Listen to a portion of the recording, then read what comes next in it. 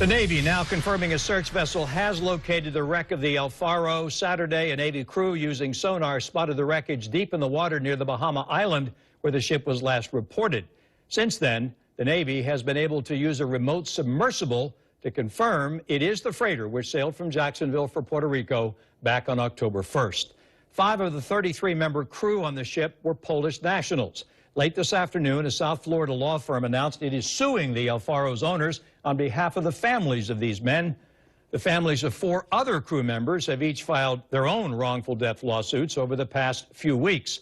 Channel 4's Vic Michelucci has been looking into what's next in the Navy's search at sea. But we begin with Joy, who has details of his latest lawsuit. Joy?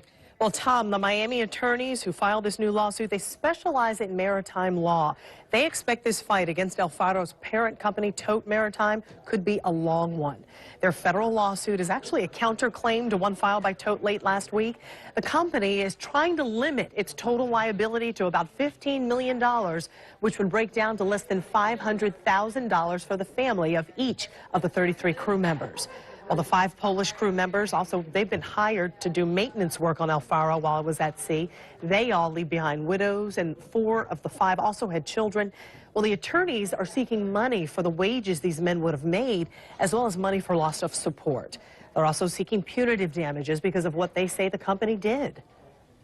We have filed a counterclaim against TOTE Maritime and Sea Star Line, seeking to hold them fully accountable for the circumstances that led to taking a 40-year-old ship with a known history of maintenance problems and sailing it directly into a gigantic hurricane. We've pled negligence, we've pled gross negligence, and we will seek to hold the ship owners responsible for every single penny that they owe to these families. The court filing by TOTE Maritime claimed the company did everything in its power to ensure the ship was safe and therefore should have no financial liability.